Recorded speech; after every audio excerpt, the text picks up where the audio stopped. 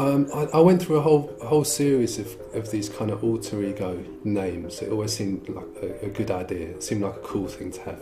So I'd gone through lots of different names, and it just popped in my head. I guess it's from Fergadelic, you know, basically, who I'm super into.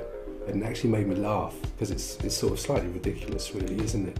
And I thought I liked that quality it had, where it had a kind of mysterious sort of side to it, perhaps, and I guess it references psychedelic or funkadelic, but also there's something a bit stupid and a bit audacious about calling yourself that.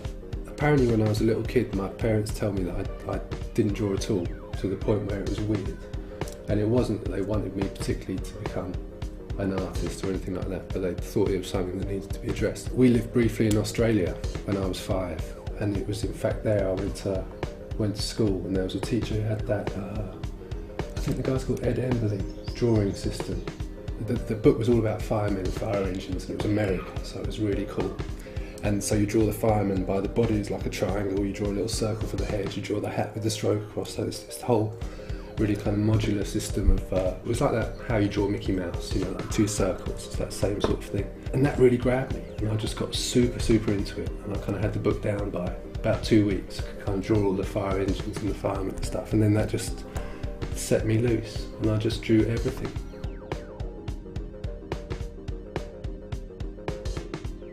When I was 11, I think, my mum bought me a subscription to the UK comic called 2000 AD, and that was the first thing that I personally really engaged with. I guess it was almost like there was this punk sensibility that had kind of filtered down into that comic and made it almost, even though it was a comic for kids, it had this sort of slightly subversive sort of underground sensibility. If you read the Judge Dredd stories, it's kind of full of that kind of feeling. There's quite a parallel between comic book art and the kind of music, rock and roll kind of aesthetic. They fit together really nicely, I think, or in my head they do. So it was sort of like an easy continuation to get into record covers and stuff.